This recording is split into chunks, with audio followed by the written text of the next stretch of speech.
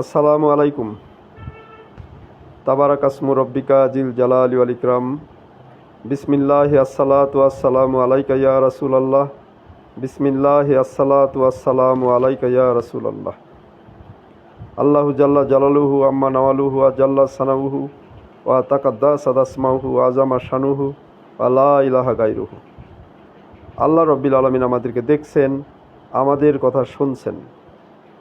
সর্ব অবস্থায় আমাদের এই হালত থাকা খুবই জরুরি যে আল্লাহ রাব্বিল আলামিন আমাদেরকে দেখছেন, আমাদের কথা শুনছেন।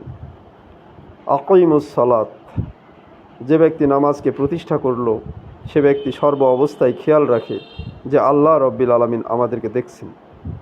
আমরা যেখানে যে অবস্থায় আছি সেই অবস্থায় আল্লাহ রাব্বিল আলামিন আমাদেরকে দেখছেন।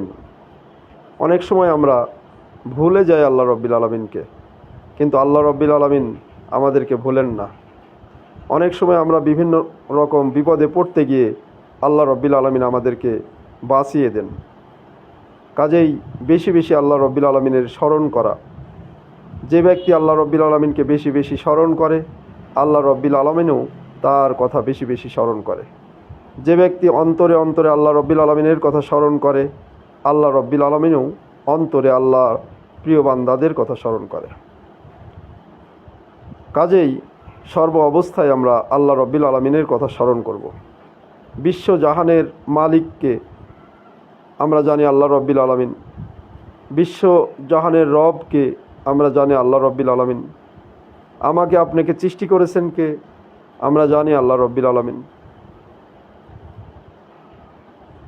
মানুষের সমস্যা সেটা হলো মানুষ আল্লাহ রাব্বিল আলামিনের প্রেরিত পুরুষ যারা, আম্বিয়া একরাম যারা, আল্লাহ রাব্বিল আলামিনের প্রিয় বান্দা যারা, তাদেরকে মানুষ মানতে চায় না। আদম আলাইহিস সালামকে আল্লাহ রাব্বিল আলামিন সৃষ্টি করলেন। শয়তান এত ইবাদত করেছেন, অথচ শয়তান দোয়াল্লিন হলেন, শয়তান কার্সড হলেন, অভিশপ্ত হলেন। আল্লাহ রাব্বিল আলামিনের কথা শুনলেন না। শয়তান যেটা বললেন যে আমি তো আগুনের তৈরি আর আদম আলাইহিস সালাম তৈরি মাটি থেকে, কাজে আমি আদমকে সিজদা করব না। তো আমরা জানি যে শয়তান অভিশপ্ত হলো, কার্সড হলো। তো শয়তানের থেকে আমাদের শিখতে হবে যে শয়তানের অহংকারের কারণে শয়তানের পতন হয়েছে।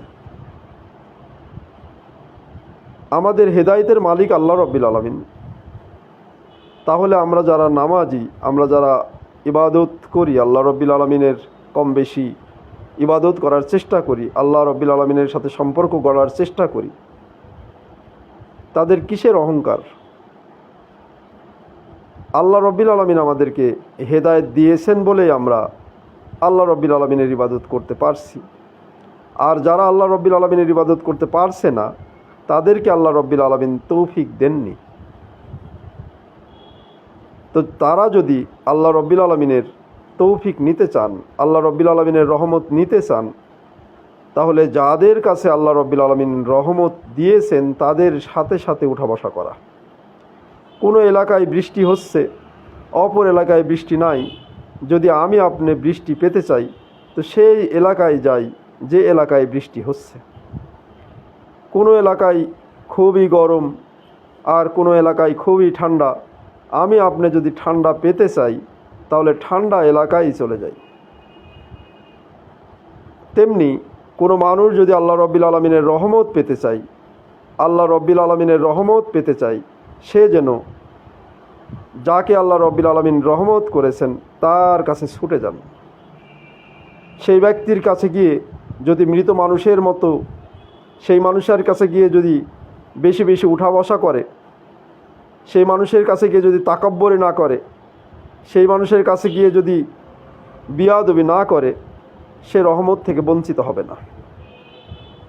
আর যদি আল্লাহওয়ালা কোনো ব্যক্তির কাছ থেকে, নবীওয়ালা কোনো ব্যক্তির কাছ থেকে, অথবা আল্লাহর সাথে যার সম্পর্ক, সাদিকিন বান্দার সাথে বিয়াদবি করে, তাহলে তো তার তকদির নষ্ট হয়ে যাবে। কাজেই আল্লাহ রব্বিল আলামিন আমাদেরকে আম্বে একরাম পাঠিয়েছেন যাতে আমরা রহমত পাই। যে যত বেশি আম্বে আকরামকে ভালোবাসবেন, নবী ও রাসূলকে ভালোবাসবেন, আল্লাহর প্রিয় বান্দাদেরকে ভালোবাসবেন, সে তত বেশি আল্লাহর রহমত পাবে। কাজে আল্লাহর সাথে সম্পর্ক গড়তে হলে যাদের সাথে আল্লাহ রব্বিল আলামিনের সম্পর্ক, তাদের সাথে সম্পর্ক গড়ি।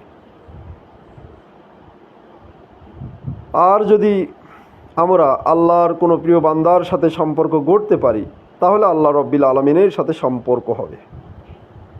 এই জমিনে কত মানুষ আছে যারা আল্লাহ রব্বিল আলামিনের সাথে গভীর সম্পর্ক, অথচ আমাদের চারিদিকে ঘুরে বেড়াই, আমরা তাদেরকে চিনিই না, আমরা তাদেরকে জানিই না, আমরা তাদেরকে সম্মানও করি না।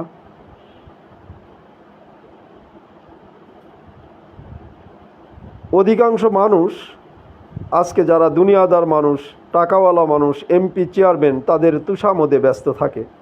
দুনিয়ার সামান্য স্বার্থের জন্য তারা তাদের তুষামত করে, ফলে দুনিয়ায় কিছু উপকার তারা পেয়েই যায়। তেমনি আমি আপনি যদি কোনো আল্লাহর প্রিয় বান্দার কাছে যাই, তার সাথে যদি ভালো ব্যবহার করি, তার সাথে যদি উঠা বসা করি, তাহলে পারে আখেরাতে আমরা সফলকাম হব। এই জন্য আখেরাতের সফলকামের জন্য যারা সত্যিকার আল্লাহর প্রিয় বান্দা, যারা কখনো মানুষের গীবত করে না, যারা কখনো মানুষের ক্ষতি কামনা করে না, যারা আন্তরিকভাবে আল্লাহ রব্বিল আলামিনকে ভালোবাসে, এরকম মানুষ চিনে নিতে হবে। আর এরকম মানুষ চিনে চিনে তাদের সাথে সম্পর্ক গড়ার চেষ্টা করা, তাহলে আল্লাহ রব্বিল আলামিনের সাথে আমাদের এক গভীর সম্পর্ক হবে। আল্লাহ রব্বিল আলামিন আমাদেরকে তৌফিক এনায়েত করুন, সত্য বোঝার তৌফিক এনায়েত করুন। আমিন। আসসালামু আলাইকুম।